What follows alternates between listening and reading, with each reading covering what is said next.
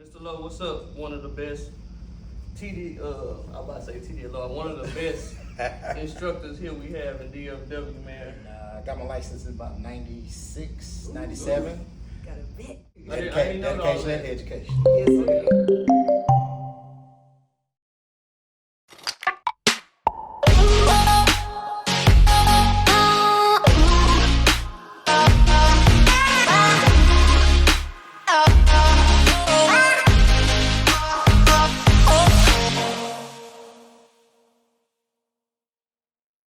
That I'm happy I got to greatly experience your instructism. So what's up, man? What's going on? How y'all doing, man? Good, man. So today we're going to be talking about going to school versus doing an apprenticeship to obtain your barber license. Me personally, I did an apprenticeship coming from Warner Robins, Georgia. So for me, everything was double. The amount of hours you had to get was 1,500 hours.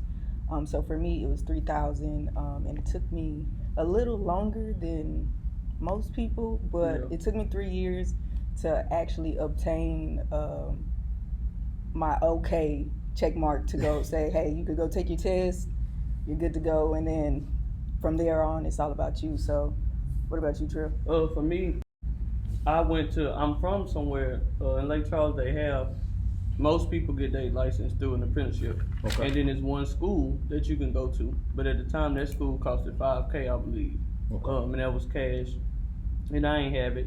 And I didn't want to do an apprenticeship because it was so long of being under somebody. Gotcha. So I moved to Houston and I went to barber school and started over there to where I can get financial aid for going to school, basically.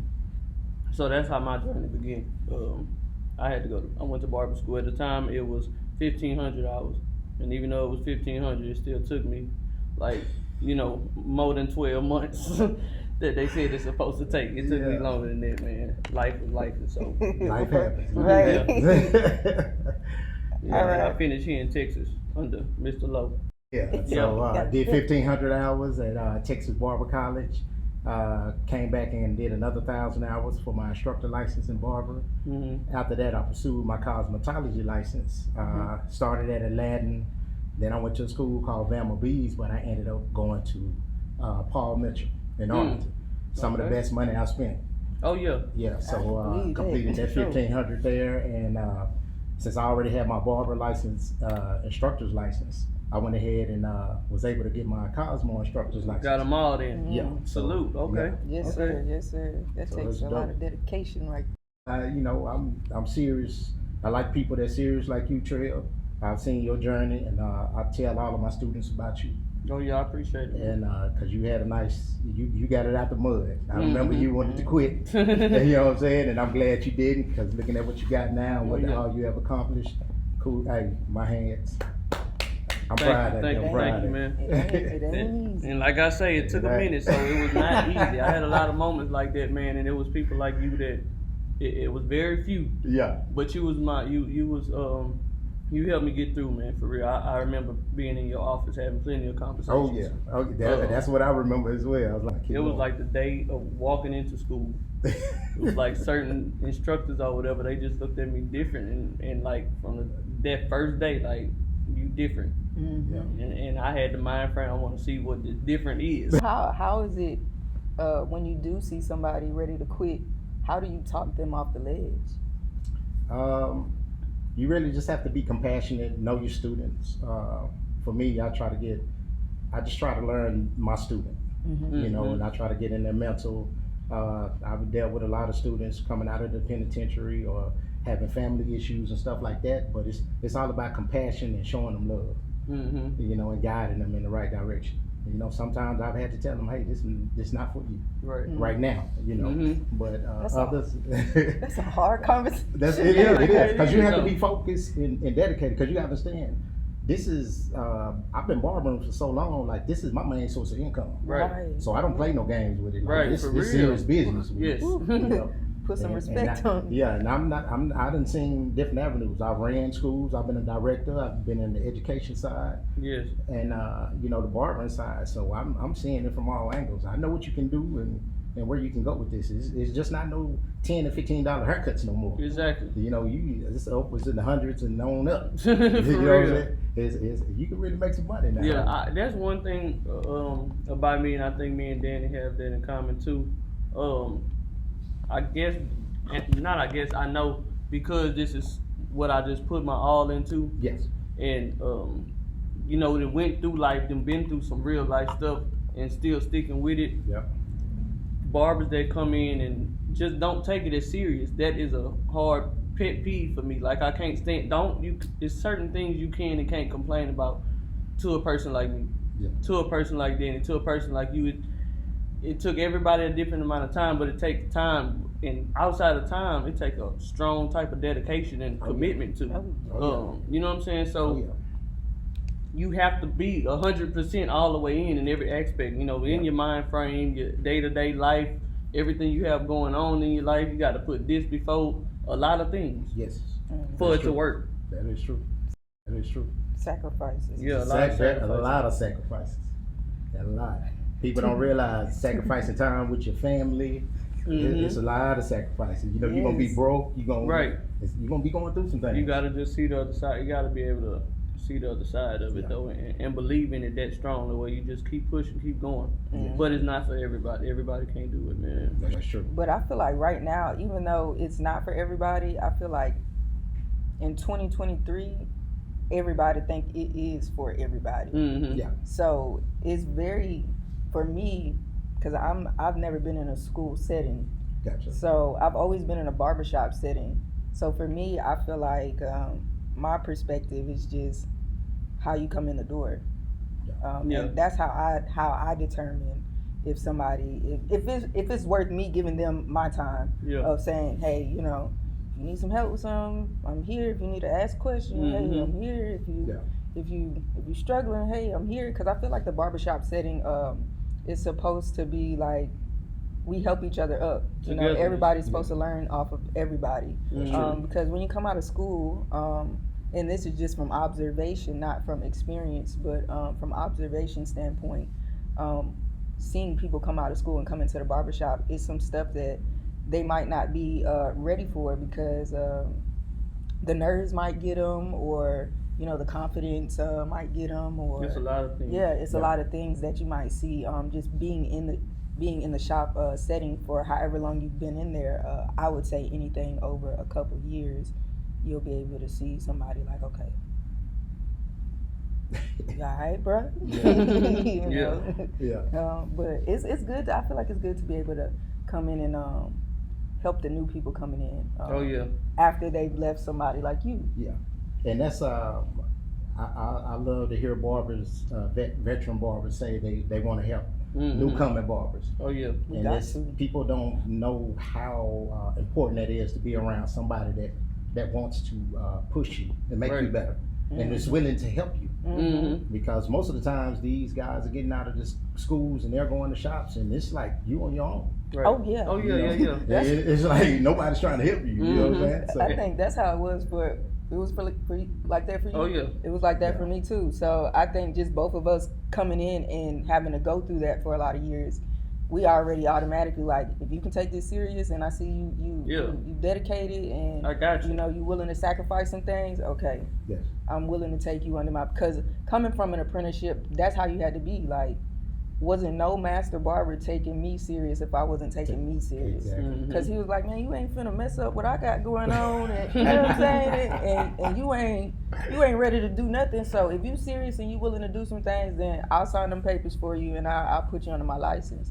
So I definitely gave up some things real quick, and I didn't know I was gonna have to give them up. So it was a test of trials. I was like 18, finna turn 19 when I came into a barbershop for the first time.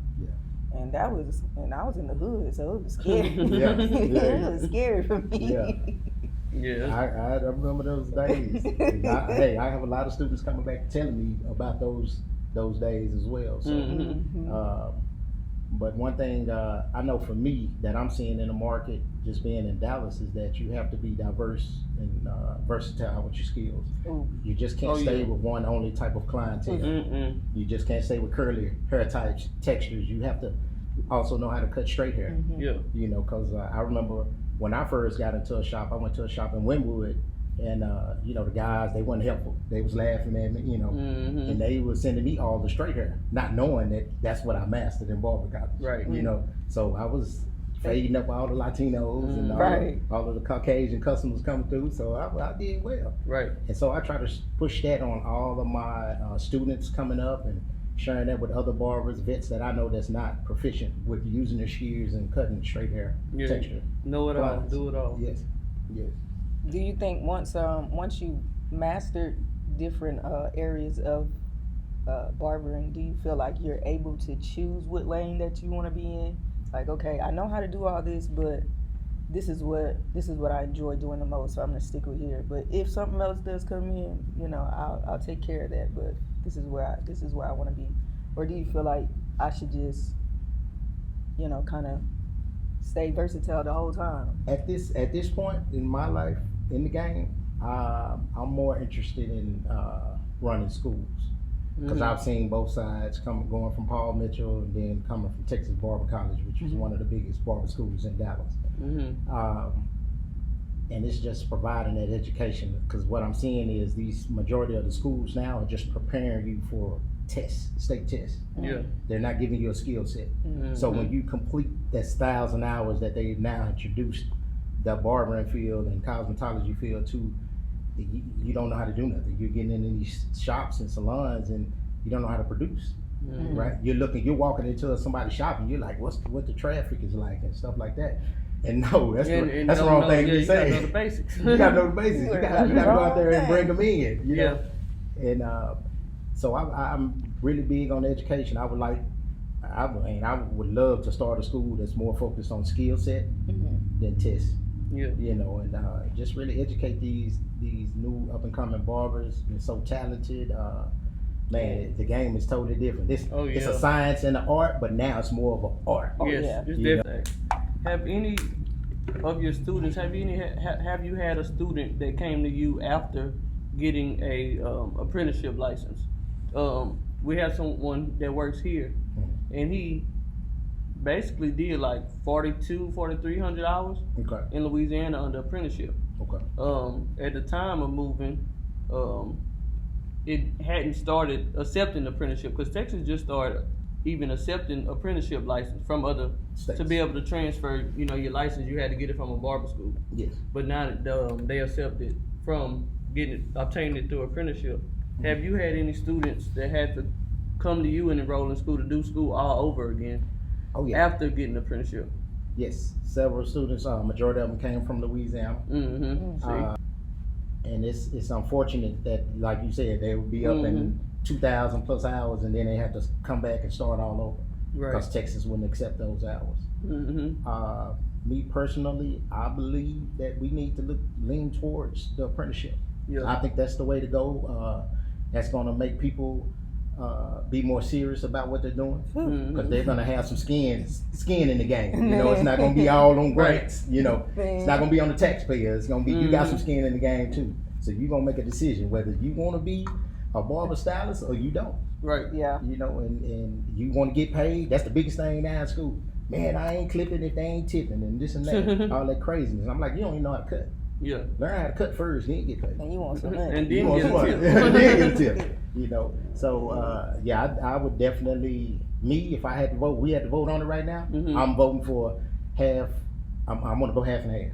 You know, and I think for your foundation, you need to go to a barber college, and after that, for your skill set, you need to do apprenticeship. Yes. So like an internship. That's a good idea. Like an intern, basically, like an internship. I didn't think of that's one thing I didn't think about. We've been talking about like how could this possibly change? Yeah.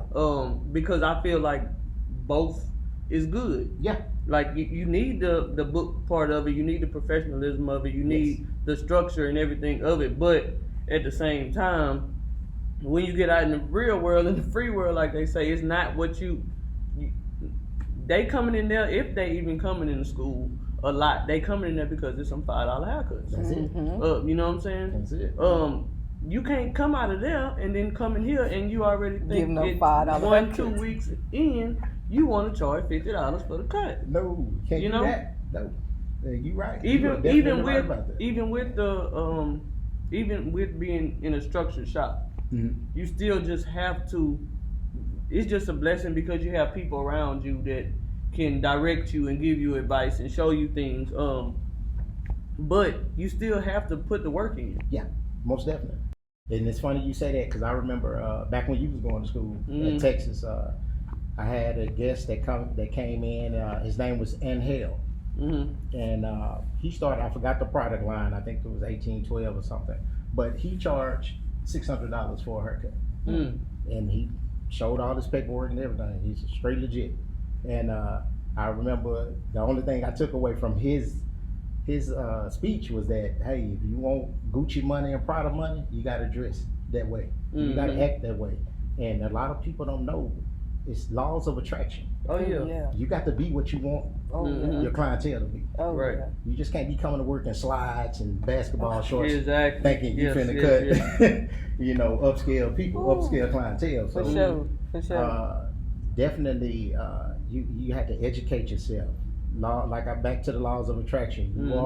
You have to be what you want to attract. Right. So you got to invest in your looks, your tools. You have to be in shape. You got to invest in your cleanliness, your cleanliness, all of that. All of that plays a part in the type of money that you're going to attract and make. Yes, it do. So a lot of people don't think about that. Hygiene. Oh my gosh, hygiene. Everything. It's a chapter all over hygiene. Personal grooming. I was just about to say that, man. I just about when I read that chapter, I was just like, man, y'all talking about washing your ass, basically. So okay, it makes sense, and that's real. Yeah, it That's do. real. Because somebody sitting in a chair ain't gonna always say something. I know. If your breath stink, if your hands stink. Well, usually most of us wear gloves.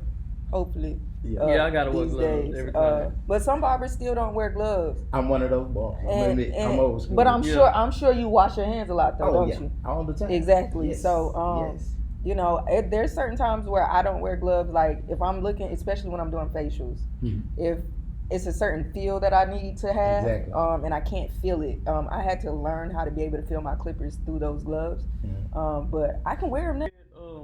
You would do 50-50. Yes. So the TDLR has knocked it down from 1,500 to 1,000 hours now. And what has only been like that for the past year or two, right? I think about I think we're in our first year. So basically now what they're doing is, they knocked it down from 15 to 1,000, and now they're combining barbering and cosmetology. So if you own a barber school, you have to teach so many hours of cosmetology. If you own a cosmetology school, you have to teach so much of barbering, so many hours of barbering. Right. So I think it's anywhere from like 300 to 400 on each. But when I was in barber school, we had to learn the Cosmo stuff.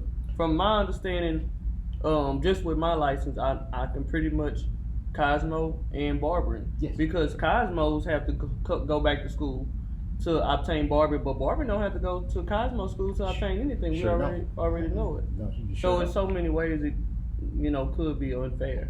But another thing that made me really dig deep into that, like doing the movie sets and stuff. Yeah. If you say you go to LA to work in the actual company in the theater or whatever to do have for movie sets and stuff, you have to have. They want you to have a Cosmo license.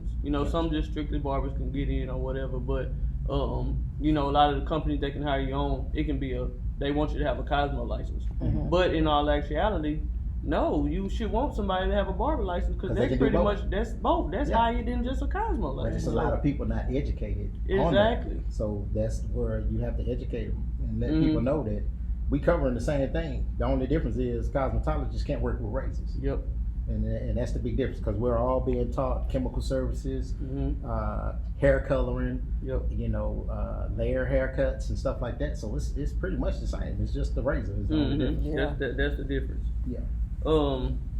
But how could it possibly even get to? Do y'all get to vote and put y'all input in to get to that 50-50? Oh my God, that is a whole different. That's a different ballgame. These right? barbers they need to start getting out to these TDLR meetings and start voting and voicing their opinions on what they want their industry to be and where they want it to go. Because these people are making decisions for us, and they are not barbers. Yes. Or cosmetologists. Right. And that's a big problem. So we definitely need to get out and voice our opinions. Yeah, on, that's a on huge this. problem. Yes. So even this thing with the half and half, like I think we probably need to get on a petition and start that. Yeah. You know, get the ball rolling and That's a get good our idea. voices heard. Mm-hmm. Get our voices heard. You got the platform for it. I think you two can spearhead it and just get it done. Oh yeah. Get it done, and that's gonna be a major opportunity for people who own shops that are serious about, growing their employees and growing their business. And that's passionate. Right. That's the key thing I look for when I talk to people about Passion. barbering. Passion. Yes.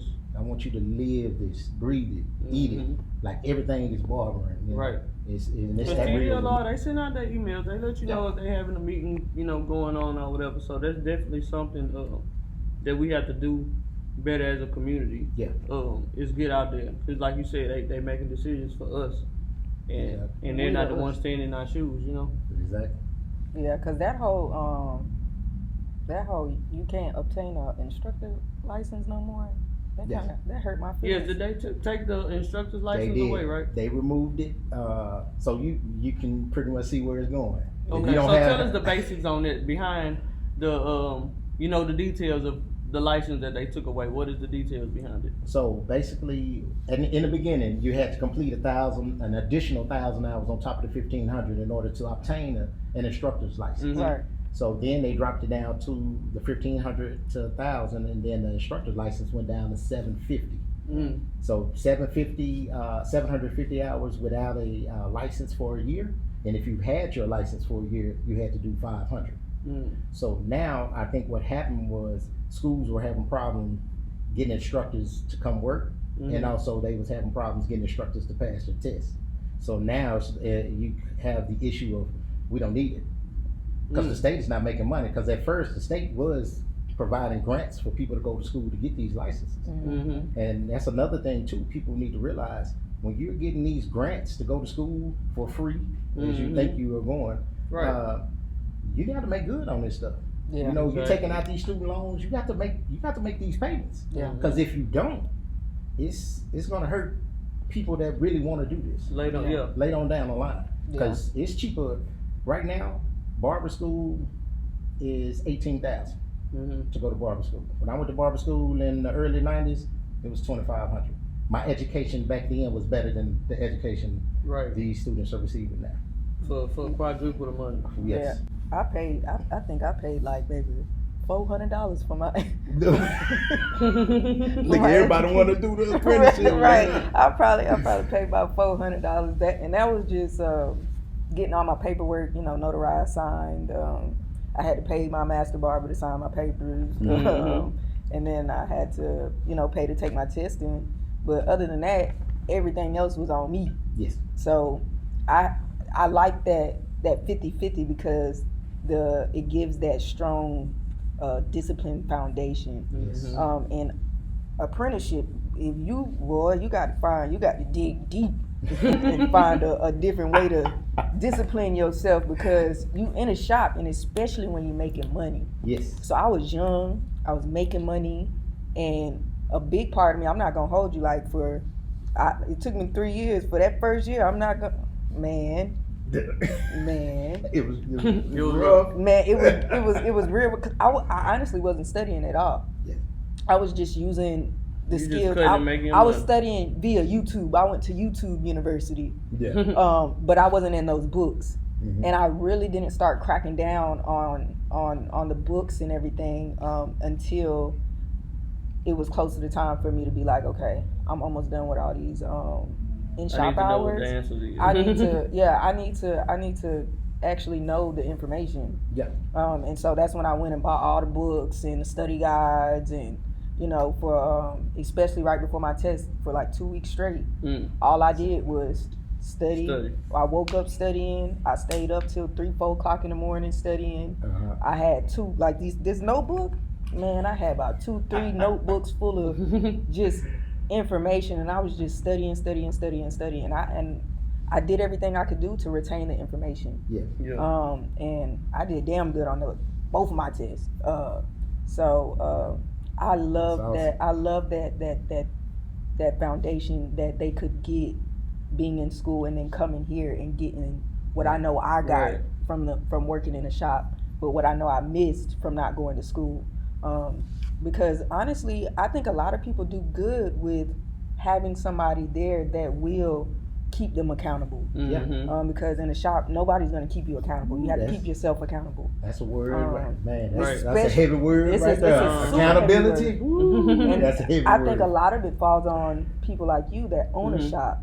They expect you to keep them accountable for coming to work, for not being here, for if they don't make money, and they don't realize it's not you, it's them. Right.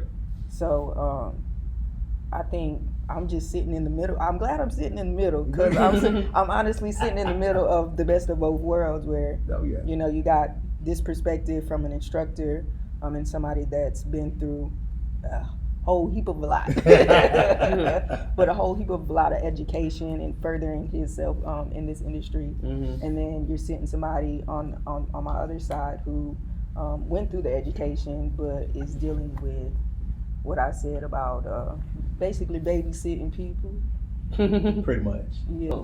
Yeah, I just got a different type of spirit.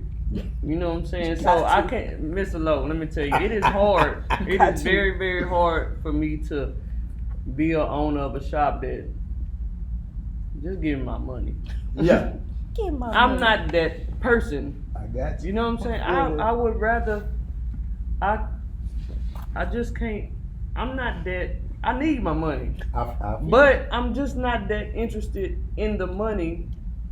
I'm interested more into you just taking heed to the opportunity that you have. Because if you come to me and you say you want to do this, this, and that, and I have, this is just how I say it, I have somewhat of a blueprint and I have somewhat of testimony of people around here that has Oh yeah. listened to me and applied. Yes. You know, and we learn from each other. But at the end of the day, if I gave advice and I know my advice works, I know you in a shop where you don't have to worry, you can come stand next to anybody in this shop They got and it watch good. them cut hair, step by step by step, Mhm. on the middle of a Friday, and you just not got nobody in your chair. Yeah. Nobody's gonna tell you nothing. You're not in the way of anything. We want you to learn. We want you to exceed. We want you to make some damn money. Yep. You know what I'm saying? I think Sometimes that- it make you feel like you need to be one of them barbers. Like, all right, fuck it. Let me take my feelings out of this Yeah. and just run my business. Yeah, that's But you But can't. you don't can't. you don't have Because the this opportunity is your to do baby. that. Yeah. This is your baby, and you have a brand name, Barber Cave. That's Mhm. a brand, Yeah. Oh yeah. and you're not gonna let nobody come in and tarnish your image or mess your Mhm. brand up or anything like that. So you have to. That goes back to that compassion, that love. Right. Mhm. You know, it goes a long way.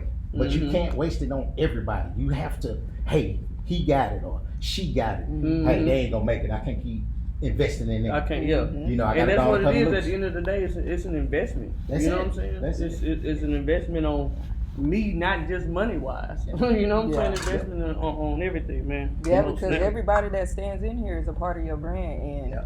one spoiled apple can make the whole bunch look Mhm. bad. I call them cancels. Yeah. That Yeah. cancel Oh, ruin everything. Yeah. That cancel. Yep. Yeah, and it's been a journey, man. So, but I'm learning that more and more every day. Like this is a brand. Like you can't. Everybody just can't. It's not something that you can just latch on to. Yeah. You know what I'm saying? It's not something. It's not for everybody. We That's real true. hands-on, strategic with this here. You know. Yeah. I see. Yeah, I'll watch. It is funny because I have so many students coming back talking about, man, you know Trail, this and that, not knowing like. Yeah, I know Trail. I know Trail. And when I say, I like, yeah, I know Trail. You know, and they like, you don't know Trail, yeah. And I have to, hey, hit you up. Yeah, Oh man, right. when I see you at the barber show, everybody like the school I work at now, they Yeah. like, dang, Mr. Lowe, you know everybody was coming. I'm like, yeah, but I don't Right. brag on that, you Yeah. know, because I Right. like to see my students out. And, hey, you did it. Mm-hmm. You doing your thing. Mr. Bingen got award at that last first show we went to, Mhm. and I was like, dang, you know what I'm Right. saying? I touched them students. Those were my students at You one got point in time. you got a seed somewhere in there. Yeah, man, and I just love seeing that. Oh, yeah. I love seeing it. Yeah, I know it has to be a great feeling, man. Because I know the excitement I get just from seeing you. Look, You know what I'm saying? If I see somebody, an instructor that I know, played a part, I get excited. yeah, So Appreciate you know, that. I know it gotta be a good feeling to see that, you know, something you said stuck with somebody. Somebody yeah. did something with something that you know that you've done. Oh yeah. So yeah, for me, and I know a lot of other students, man, we appreciate you, Mr. Lowe. I appreciate y'all, man. Y'all giving me a reason to keep going. Oh you yeah. know? Keep on Let's keeping keep on, going. man.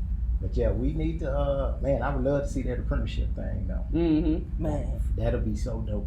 And I don't even want it 50-50. I think it need to be probably 250 hours to 300 hours in that classroom, and the rest of it in the shop. Right. So you want to get paid? Come on out here and learn what you need to learn and get paid. Right. You know. Yeah, I would love to have someone that's like a apprenticeship, apprentice. Oh, I think it's a dope thing. It's a Look, Daddy. yeah. I Daddy, think get it'd ready. be, man, heck yeah, man. I think it'd be a beautiful thing to see somebody in here just getting it out the mud, man. 'Cause I don't know, it's nostalgic for me, just because I'm like, dang, I remember when I was doing that. Hey. And to see somebody with that type of, because it takes a certain type of work ethic. Yeah. What they was making in the 90s and the early 2000s, they don't make that no more. So, you know, to see somebody with some bomb work ethic, man, I feel it's like, it's beautiful. It's a beautiful thing to watch. And to see somebody progress from whether you don't know how to cut hair at all or whether you know how to cut it a little bit, to see that growth. I love seeing it. It's a beautiful thing. Because I love seeing it. Because we all done been there where we thought we was the shit and our haircuts was trash as hell. You really? You know what I'm saying? Oh, I see it all the time in the barber shop. Oh, you think you the tightest person in school? Wait till you hit the shop when everybody cold. You know what I'm Right. saying? Right, you gonna really start questioning. Like, damn, man. Do I need to keep doing this? Like, Yeah, Right. that shit'll humble the hell out of you, man. Yes, but yes. I think it takes a different type of person to be humble, and because in this shop, everybody in here cold now. Yeah. So I think, and you know, I ain't gonna speak no names, but there's one fella that sits over there and he watches everything that goes on when the clippers are on. And I love watching him watch other people because I'm just like, yeah, That's it. soak this shit up. Right. Man. That's it. Just be a sponge in this soak thing. that Soak shit it up. up. That's what you gotta do, man. Five, Soak it up. 10 years down the line. That's them people you know gonna last 5, 10 years Yeah. down the line. Them other ones that's coming in for money and you know, quick money and the image and the lifestyle and of the rich and famous. yeah, the I'm clout. a celebrity barber. Yeah, Yeah. the clout for Yeah. sure. Yeah. Everybody that come in on that, man, they don't last long. And I hate to see it because I feel like it's disrespectful. To the people that actually, this is their all, their passion, Man, yeah, everything. man, because like he said earlier, Miss Lowe said earlier, it takes a lot of sacrifices. And when you lost some things on your personal side due to your career, man, it brings out a different hustle. Oh yeah. It brings Different out a different dog. mentality. Yeah. Ooh, that's real. Yeah, it brings out a different dog, man. Oh yeah, I think we got some gems. And I just want to touch back on what he said about us as barbers getting to these meetings. Oh yeah. How can we tap into that? Like, First thing all barbers need to do is to go register your email with TDLR, Texas Department of Licensing and Regulation. Get signed up for those meetings so you can start getting that information in, and we just need to get together and you know, start voicing our opinions. Start going to these meetings. We need to sit in with these meetings because when they changed the hours, a lot of school owners were in these meetings that had never went to these meetings before. You know, and they like, wait a minute, because you know that you heard my money. You know, you go from 1,500 to 1,000. That's a whole 500 hours. That's a whole payment. That's That's some big money right there. Yeah. You know what I'm saying? So we definitely got to get in there because what you don't want to happen is for us to end up like a state like Alabama. I believe Alabama is the only state that doesn't have a barber board. So you can just go there and just say you're a barber. Oh, that's like some London shit, ain't it? You know what I'm saying? So we want to keep our field where it's education. Because when it was 1,500 hours, we went to school longer than most police officers. Damn. Yeah. And we get paid better than them. You know what I'm saying? So it's we need to get out of voice our opinions, man. It's real. It's real. It's real. So how can the barber board, what would be do you know what would be the requirements to even work for the barber board or be a part of. Have you ever worked for TDLR before? No, and it's because I've been an instructor, Mm-hmm. so that was a conflict of interest. So when you're working for a school and stuff like that, you can't be inspectors or on the board Oh wow. sometimes. So they don't even want. It's kind of like they making decisions for us, but they not us. But they don't even want them. They don't even want us to be. They sometimes they'll let some people that are instructors come along, Mm-hmm. but I think I just feel like it needs to be more people that's in the field Exactly. in there, because I think when I first started out, the barber board was composed of barbers. Exactly. That's what You I'm know. thinking. I'm like, shit. How can I be a part of the Yeah. barber board? How can we get But the that- message heard? That's the next thing. We need to get in these. If we can fill these positions, we need to get in there, and we need to get our influence in. Yes. You Yeah. know, so Oh, we yeah, I'm definitely with it. need to look into that. too. But definitely start these petitions, man. We need to get together in numbers, and you're only gonna be heard in numbers and Oh, yeah. signatures. So Okay. yeah, We so need to Yeah, start we having definitely, community meetings. Mm-hmm. yeah, once Yeah, a month and or we can something. start saying when the the TDLR meetings, if they're having a meeting, we'll make sure we Sure. announce it over the podcast. and I'd like to add also that they have those meetings on YouTube Oh, as well, so you can go on there and watch some of the past stuff that's going on, Mm-hmm. and they usually show it after they have the meeting. After they have Yeah, it. Okay. so of course that's too late for us, but Right. yeah, we need. But to, at least, y'all know, everyone, for listeners, watchers, know that you can go on YouTube and catch up on the meetings that's going on Right. with TDLR that we don't know about, and they are making decisions about our jobs, our lives, our futures. So Yeah. we definitely need to be on top of that to know what's going on with that. Exactly. Woo, the schools, man, it's getting rough out there. It's getting rough. If you going to school, if you deciding to go to any barber college, cosmetology school, please do your research on this school. Mm-hmm. Please do your research. Do not just sign up and just go with whatever they telling you. Make sure Yes. these people are going to educate you, and you hold them accountable for your education. If you do not like what's going on in these schools, you need Say to go something. in there and drop immediately and go to somewhere to some other school that's going to educate you and provide the education that you are seeking Yes. to make you successful in this field, in this industry. Oh yeah, Because it's in, for free. But it is very. I just want to end this by saying it is very possible to sustain a very healthy, also and wealthy lifestyle mm-hmm. with just barbering. Oh yeah. Um, Yes. But like we said earlier, you have to Put in put the your work. everything into it. It can't be no part-time job or no this my hobby Hustle. to my other career, or I show up once or twice a week for a few hours and then I'm gone and then I'm complaining. It can't be none of that. You have to put your big toe, your left elbow, your front foot, your head, your hair, and everything else, your everything. sweat, blood, tears, and everything else into it. Yeah. And just block out everything else. Block out the distractions because it's gonna be a lot of distractions. And be ready to ride the wave. The way. Because But it's gonna it's be gonna work out, yeah, though. it's gonna be some Man. low moments, but those high moments are very very worth the low moments. Oh yeah. Man. You just have to be able to stick it through. So with that, I think that's it. But one more thing for the last thing for Mr. Lowe. As far as, because I know a couple times I've been back and spoken at the schools. How do you feel? How do you feel about that? About the barbers coming back to the students and speak? Do you feel that it's leaving an impact on the students and making a difference? For the most part, I'm kind of 50-50 on that. Mm-hmm. Because I got a lot of barbers coming into schools, talking to students, and they showing them the flash and not showing them the hard work, Right. the dedication. Okay. I want to see the hard work, the dedication. Mm-hmm. I don't care about the flash. I don't care that you got. Tell all me how these you got cards. there. Yeah. I'm telling them. You went to school. You had to provide good customer service. You had to be dedicated. Mm-hmm. You was on time. You was the first person in the shop, last person to leave. Right. I want to hear that. Yes. Yeah, I don't care about the flash. Mm-hmm. Because if you consistent, you gonna have that flash. oh yeah. For real. You know, It's gonna come. It's gonna come. So Oh, yeah. So I guess that sums us up for this episode of Barber School versus Apprenticeship. And we are here at the Barber Cave Sit Down, man. I am your host, Trill Lady Barber.